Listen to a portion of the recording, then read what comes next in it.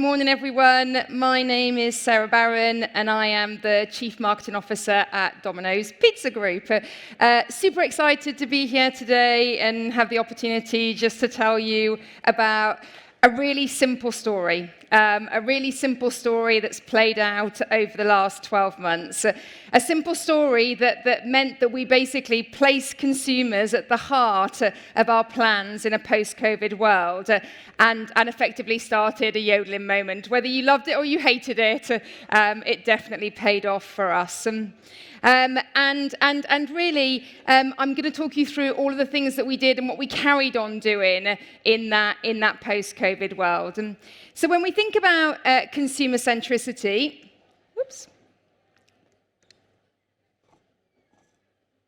marvelous, my click is working.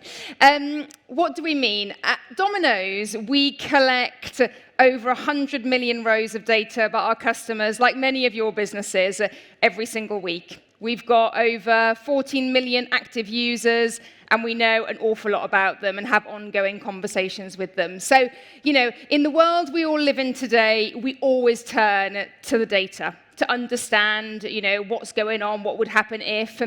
But the reality for us in this period was also just about spending time in the good old-fashioned way with our consumers, understanding what was going on in their hearts and minds in a post-COVID world and what that therefore meant for us. And, if I think about our consumer base, the vast majority of them are, earning under 25K, many of them students, and they choose to spend their hard-earned cash on some pizza on a Friday night, and therefore us really getting into that mindset, or families who are on a tight budget on a Tuesday night, getting into their mindset, absolutely critical. So a lot of what we did is said to the teams, go out and just be with them, literally old-fashioned, go and be with them and understand what's going on with them at the moment. And I don't know about all of you when you're working in your businesses, but at the moment, I always say to my team that being a marketeer is a little bit like looking into a crystal ball, right? Because everything is changing. When I was at Costa and suddenly that was it, we were all in lockdown, you were sat there with a team going, right, what do we do now? We're just about to sponsor the Olympics. That's not going to happen. But it is literally like that every day and has been for a while now. And I say to them, you need to wake up every morning and literally just look at your plan and go, does it still make sense? Am I still doing the right thing? And if the view is, no, consumer sentiment's changed, the market's changed, competitors have done something different, we just need to react. So agility is more important than ever in this world. Kind of 3-year out brand planning, honestly, we're not spending a lot of time doing that at the moment. We're looking at the next 12 months and what that might mean for us. So if we just go back in time and take ourselves back, Jan 21, Boris has just popped us back into lockdown. I don't know, I remember having to tell my kids that they couldn't see grandma again and birthday parties were cancelled. It was a really, really blinking tough time. Not again, was certainly the way I was feeling. But the reality at Domino's is that the pandemic was really good to us because we were all stuck at home and we continued to deliver. We never stopped.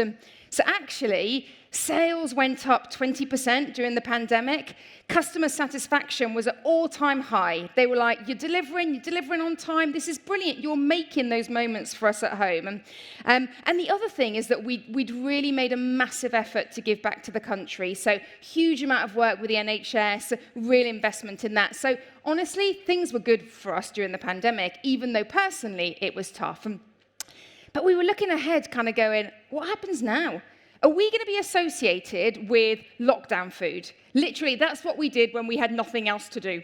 Is everybody going to pop back out to the pub and the restaurant and go and eat there? And all of the competitors will come back and talk really aggressively about their offer. We could be in real trouble. And we'd actually started to see, you can't read the data on here, but even our customer acquisition had started to slow. They all came during the pandemic, but that had started to slow. Awareness and consideration had started to slow. Like all those lead indicators had really started to say to us, you better be ready when this country opens back up. And so what we did is we went and we listened to those consumers, and they said to us a number of things that were really fascinating. They said, you're absolutely right. We are desperate to see our loved ones. We've missed them so much, and we want to spend loads and loads and loads of time with them, literally just being with them. But I tell you what, I really would quite like them to come around my house, because whilst the pandemic was going on, I've painted my kitchen, I've done the garden, everything's looking really quite nice. So if I could get them into my house, that'd be great. And when they are here, I'm not cooking a 2-3-course meal, I'm in the garden with them. And we thought, there's our insight. There is the heart of what we need to capitalize on to make sure that we go out with a splash. So that was the kind of insight territory. And then from a comms perspective, we were really clear, and you were all looking at the same data, that, by God, it was going to get expensive when the country opened back out, right? All the travel companies were back in, everybody was fighting for share, so the cost of media had gone up massively. So we were like, right, we're going to have to cut through in a way that is different to what we've done before. We really, really do need to be noticed. So what did we do? We basically went out there based on that insight territory and said, we are going to literally link Domino's with that reunion moment. So when you're having a reunion with your mates and your family, make it a Domino's. Don't be in the kitchen, get them in your home, in your garden, and we will really try and cement that idea that Domino's equals a great reunion. And at the time we said, we probably need a bit of a hook to link it all together. So we had just developed a digital product, which was group ordering. Literally, send a signal out to your mates, they can all place their order, it comes into the one person, and everybody gets what they want. So really, really, as I say, simple story, simple strategy. We basically said, get your mates together for that reunion with group ordering from Domino's. And it was building on all of those truths about what was going on at the time. And as I said, whether you did love it or hate it, we went out with a Yodeling moment. And our brilliant agency partners, VCP, will tell you the same as I, which is you'd wake up every morning last summer and you'd open up your emails and you'd have love letters and hate letters, like, how dare you be on our screens, this annoying noise, but also people really feeling like we were celebrating. So, just for one last time, here we go again. Ooh.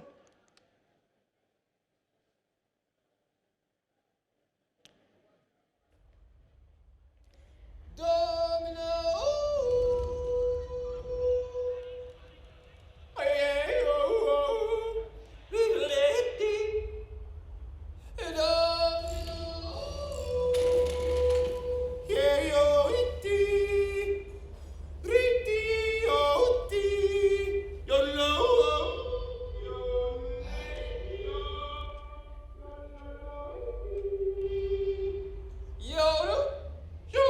Introducing group ordering, only on our app. Domino! We got this. And so there's an interesting story behind that creative, back to needing to cut through. So we were in research with 3 great routes, and actually they were performing quite well, and they were, good pieces of copy. And on Friday night at 4 p.m., our creative director, Dave at VCP, called me up and he said, Sarah, I've got another idea. Listen to this. And it was a yodeling script. And he basically showed me this video of Brad Pitt yodeling across buildings. And I was like, Dave, this is bonkers. We can't go out with a yodeling ad. I mean, how's this going to work? And actually, literally within days, we were like, it totally plays to the insight. We're going to have to cut through. Let's take a risk. And as I'll show you, it definitely did pay off for us. Super quickly, a couple of media principles. We work with Havas, have done for many, many years, and they worked really closely with us on this. First and foremost, unmissable awareness. We just wanted to own that moment, so blast it across the country. The next thing is we did want to start a yodeling movement. We did want that kind of sound to start landing everywhere in the country. And the thing that we did, which as a business, honestly, we were probably a little bit behind the curve, is just absolutely galvanize on the demand. So we pushed a whole load of cash into our digital channels to make sure that we mopped up every bit of demand. And Havas also spent quite a bit of time with us just thinking through, what what are the things that we need to do differently this time round? So again, we were relatively traditional above the line. We went right through. We went on every single channel, hence the reason why we annoyed some people. You would have found us. You would have found us. We also spent a lot of time on sound-on formats, just making sure that we got that memory encoding right. As my daughter said, I'm being bullied at school because people keep coming up to me, yodeling at me. That was going on. And we also had to make sure that we were, we haven't got the money to support the big events. So when the Euros were going on, we just need to make sure that we were in every key event. So a lot of really, really strong planning with Havas to get ourselves to a good plan. And hopefully you saw some of it, but we were everywhere. We were everywhere, just literally one simple message: get your mates together for a Domino's in a post-COVID world. Super quickly, in terms of campaign impact, like I said, it really did pay off for us as a business. So we'd come off a couple of really good years. If you look at our we call it order count, but sales, it was up 16% over that period. I mean, we really struggled to supply stores, which you may have experienced. The return on investment was quite interesting for us. We track it, like you all do, I'm sure, very closely.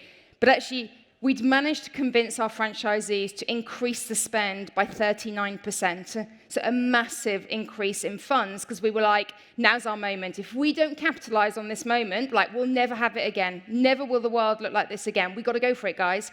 So 39% increase in spend, and actually our return on investment went up 8%. And so we were super pleased about that. And again, it was that multi-channel, memory encoding, all of that delivered the results.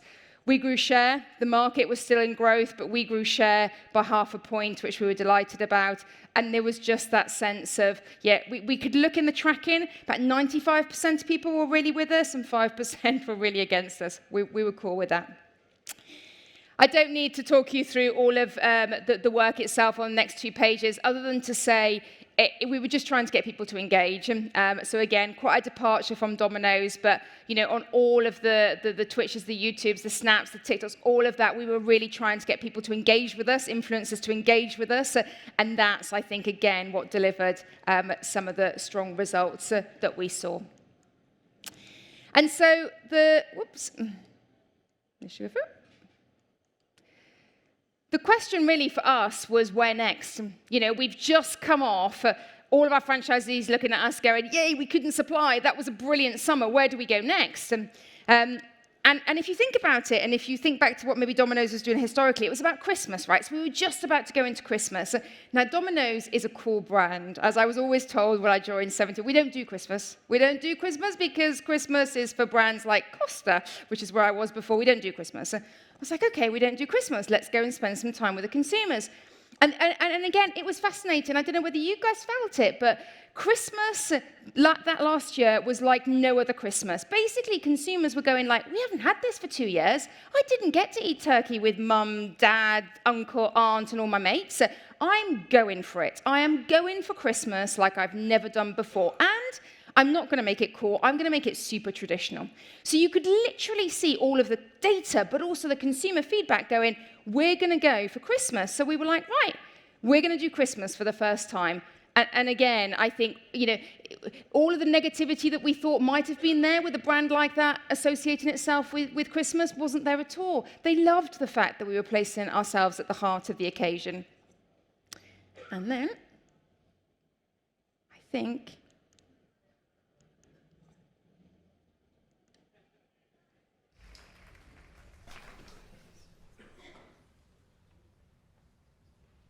Domino.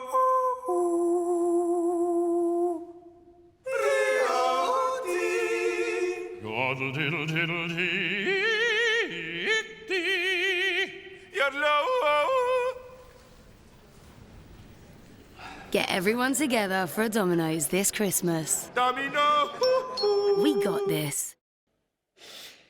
So again, just placing the consumer at the heart for us. We did Christmas boxes. We had Christmas yodelers out on the streets, bringing, pizzas to people. It just really paid off for us, and we had a really good Christmas as a business.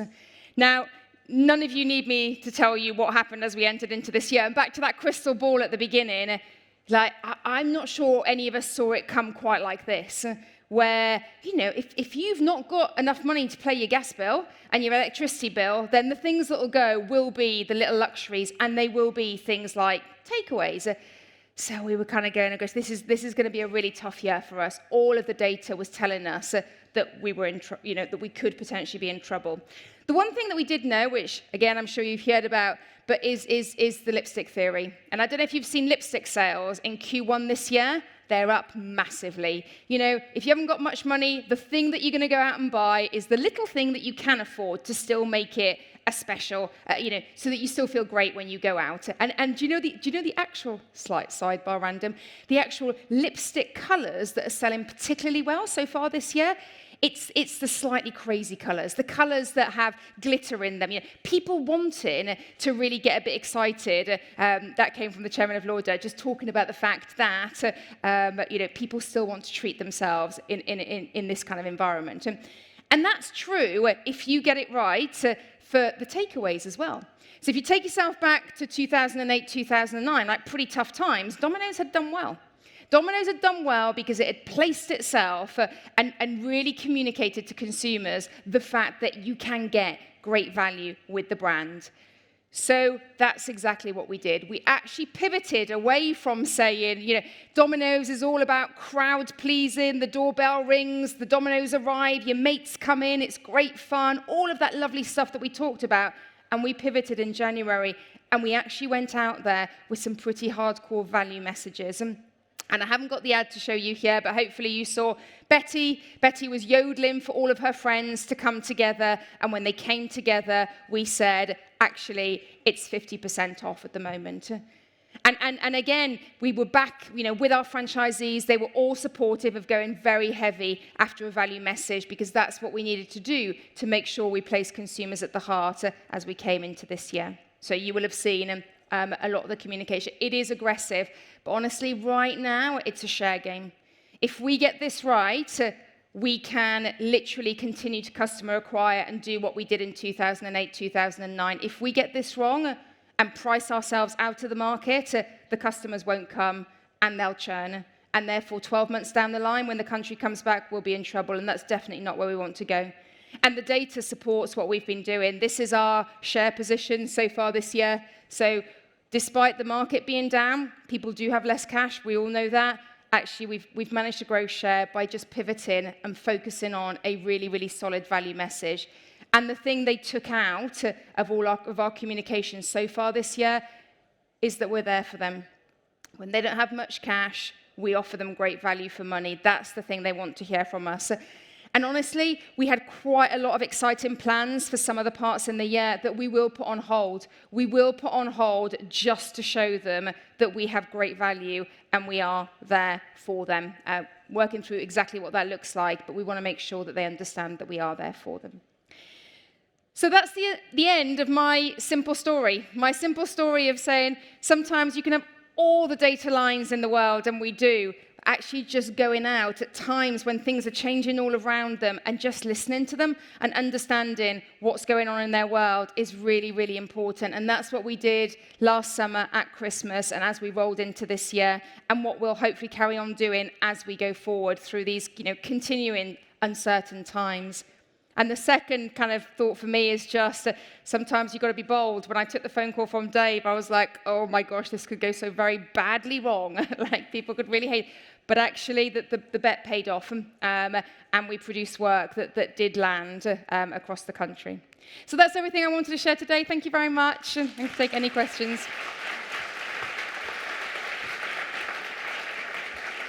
Thank you, Sarah. Wonderful story, beautifully delivered.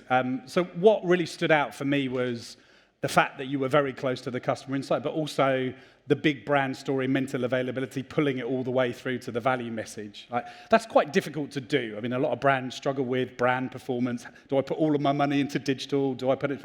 So how do you think about getting the right kind of mix in order to drive both consideration up, market share up, and ultimately sales? Yeah, so I mean, we've spent a huge amount of time working very closely with Ubiquity, our media mix modeling agency, with Havas, and with VCCP to not just look at the models and look at all the data and what it tells us, but also to overlay just some assumptions on there in terms of long-term equity build, and what do we need to invest in to get the returns across the line. So it's literally a daily piece of work that we're doing, just media mix modeling. Yeah, Awesome. great. And customer insight was at the heart of that whole story. Has it changed how you're getting insight from kind of your consumers or potential pizza buyers these days, or is it still focus groups? Like, how are you getting that insight into the business? Oh, no. I mean, a huge amount of what we do is based on the data. The fact that we do have those 100 million rows, the 14 million actives, we've got a whole A&I team that just literally mines the data, our digital analytics that mines the data. But sometimes we just need to overlay that with some qualitative good old-fashioned, I get what they're thinking and feeling right now. Great. So you heard there, qualitative plus the big data, important message. And someone here in the audience has asked, how did you kind of win over the franchisees? It sounded like actually they were very supportive of going big with the Yodel message, but then also going big with the value for money message. But I'm sure there must have been some challenges. So how did you win them over? Yeah. Well, so for anybody that works in a franchise business, we know what it's like, right? We decided to change the plan because we needed to invest that 40% more. And therefore, we literally took them on the journey every step of the way. So when I ran the first focus groups, I invited them to join me in the groups. When we had the debrief, they were there. When we actually looked at the work, I needed them to feel it because I needed them to replicate it locally as well to get the mass awareness that we wanted. So genuinely, we worked really closely with them, and actually our relationship has really grown as a result. Right. Okay, that's a great story. And somebody has asked a very specific question, was around the Yodeling campaign. Obviously, it got shared by a lot of influencers. Did that happen organically, or did you have to give it a bit of a kind of push from a paid marketing spend perspective? There was a bit of both. I mean, we did have quite a few influencers creating videos with their dogs, with their kids, with their brother, then sending to us, suggesting that we might want to share it and pay some fees. So there was a bit of both going on, But there was an awful lot of organic stuff happening, which was great. Right. Well, that shows the power of brand and mental availability. So thank you, everyone in the audience. Thank you to Sarah for telling us such a wonderful story. And we will move on to the next presentation now. Thank you, Sarah. Thank you.